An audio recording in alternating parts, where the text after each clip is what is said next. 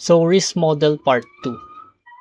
So, again, before tayo mag-move sa example, let's look at this or let's have a recap, no? So, before, sabi natin positive compounding. Basically, as your account size increases or umaakit yung account size mo, automatically, nag-i-increase din yung nire-risk mong capital, no? The reason behind this positive compounding is because, let's say, meron kang $10 capital account, right? And nanalo ka sa first trade mo. Let's say, 1:2 yun, di ba? So, meron ka ng $12, assuming na walang fees, no?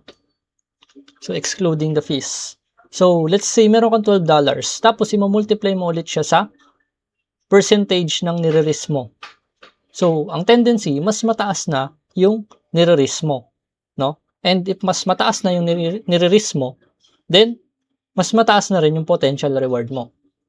So, basically, that's how compounding works, no? Kumbaga, kapag meron kang gains, then, nagko-compound siya positively, no? While kapag meron ka namang losses, nagko-compound siya negatively, di ba? Mas bumababa yung nire-risk mo. Kasi nga, mas bumababa rin yung account mo as long as natatalo ka, di ba? Now, let's look at this example, no? So, ang assumption natin dito, no? This is just a basic example. Kumbaga, ang ginawa ko rito is 10 win streak and then 10 lose streak. So, on the left side, we have the positive compounding and then sa right side, we have the negative compounding, no? Sa positive compounding, basically, you have a $1,000 capital, no? Ang assumption natin on this trade is that you have a starting capital of $1,000 and you are risking 1% per trade. So, that would mean na ang nire-risk mo for every trade is $20, no? Ito yon, $20. So, $1,000 ang capital mo and then 1% ang risk mo per trade. Let's say, conservative ka, no? And then, we have a risk-to-reward ratio of 1:2, meaning that kapag ka nag-risk ka ng $1 or for every trade that you make, you are risking a $1 for a potential gain of $2, no? So, basically, that's how risk-to-reward ratio works. Now, yung win natin, syempre, if manalo tayo, basically, that's 2%, right? Kasi nga, we are risking 1%. And if manalo tayo, then we have a potential 2%, no? And if matalo naman tayo, we have a negative 1%. So, assuming na meron tayong 10 win streak, no? 10 win streak yan. So, ang first capital balance natin is $1,000. And then, nanalo tayo ng 2% kasi nga 1:2, no? So, madadagdagan ng $20 yung capital account natin.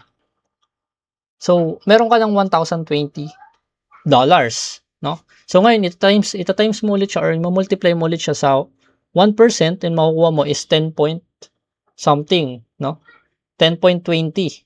So, 10.20 yung magiging risk mo per trade. So, instead of $10 per trade, nagkaroon ka na ng 0.20.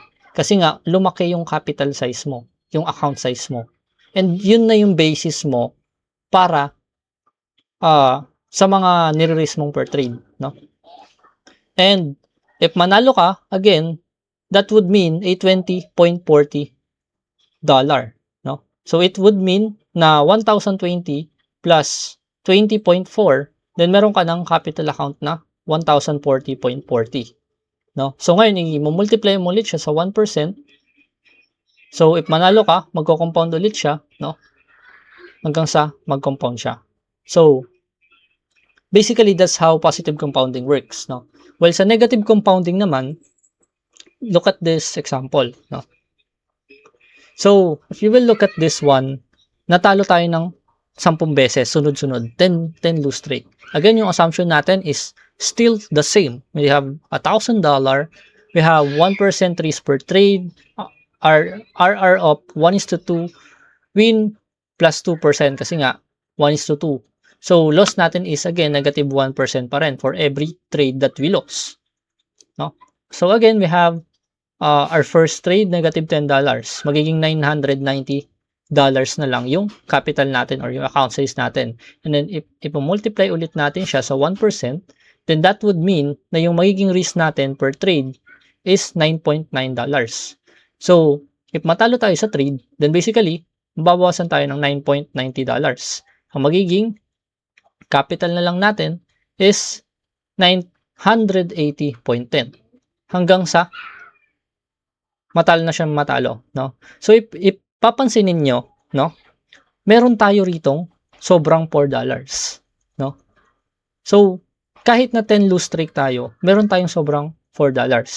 But if let's say na this is not a negative compounding, ang magiging account size natin is exactly $900, right?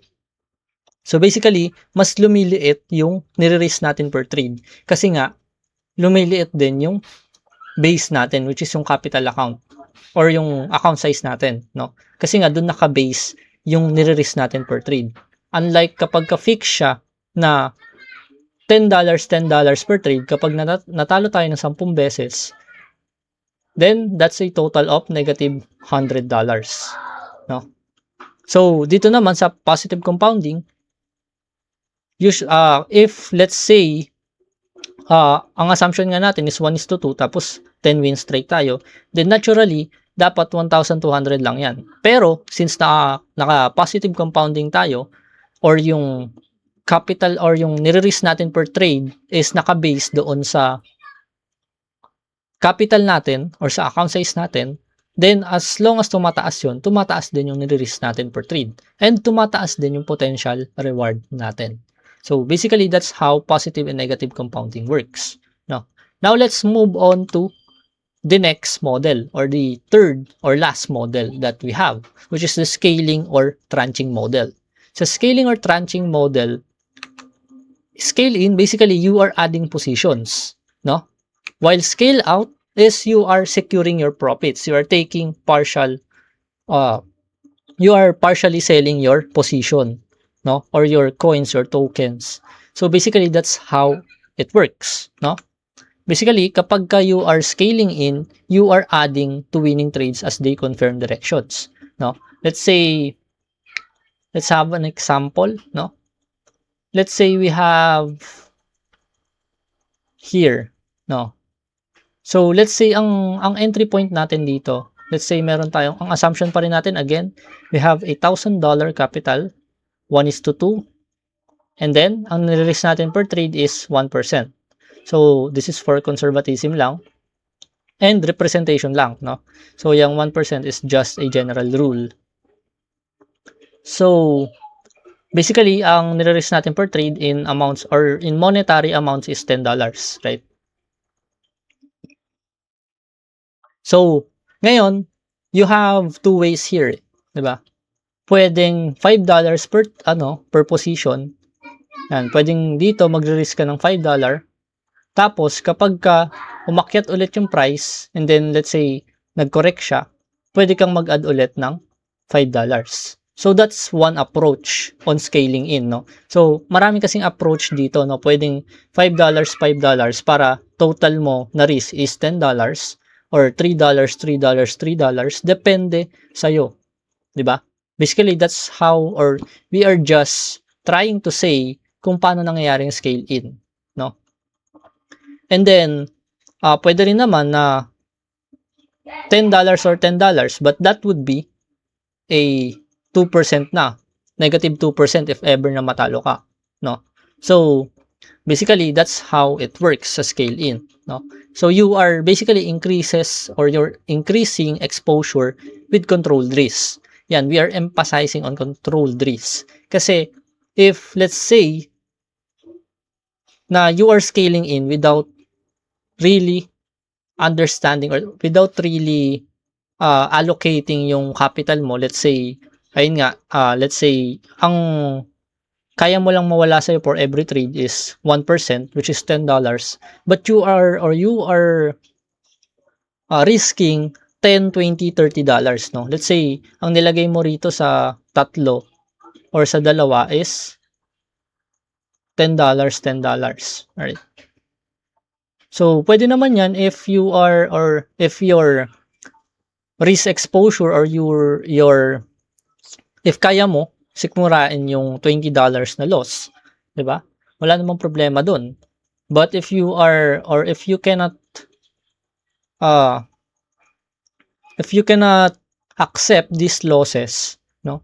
Or if you are getting emotional over these losses, then expect na it would be hard for you, 'di ba? Or probably you would be operating on an emotional level rather than probability level, no? Which is one of the things na ayaw nating or iniiwasan natin, 'di ba? Kasi nga as much as possible, we are lowering our risk in order for us to be in a comfort zone or in order for us mentally to be stable, 'di ba? So next we have the scale out or you are securing profits. Basically, you are taking partial profits at key levels, 'di ba? And you are locking in those gains while keeping some position open, 'di ba? Pwede rin 'yon. Let's say you have a position right here, you have a $10 position, right?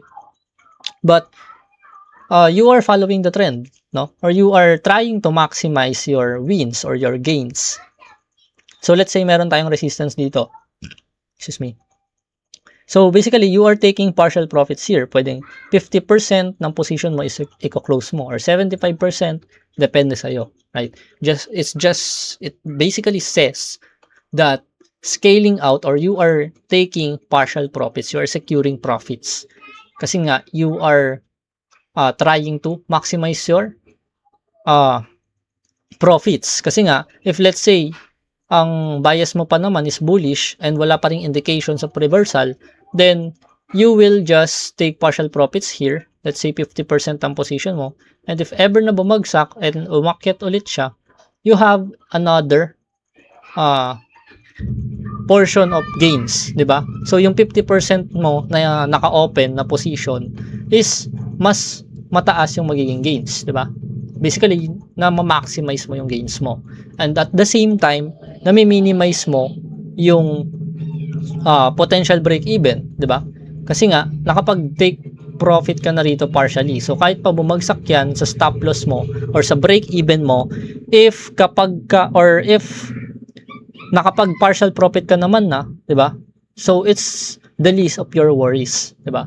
So basically that's how scale out works. So here we have an example, 'di ba? So ganun pa rin naman. So we have key levels here, we have resistance here, resistance. So basically, pwedeng buy ka, let's say nag-buy ka rito, right? Nag-buy ka at this area and then sell at this area. And then, nung nakita mong bumagsak dito, may nakita kang fair value gap, meron kang nakitang sweep, nag-buy ka ulit, nag-add ka, di ba? And then nag-sell ka at this area kasi nakita mo humihina na yung pag-akyat ng price, right? And then nag-buy ka ulit at this area, no? So basically that's how scaling or tranching model is. You are either taking partial profits, you are securing profits. And pwede ring pagsabayin mo siya in accordance or in confluence in align with dito sa sinasabi natin na scaling in, no? So nagbabay ka, no? And then nagsisell ka rito. But you are still keeping 50% of your position. And then buy ka ulit, sell dito, buy ulit, sell. Basically, that's how scaling or tranching model is, no?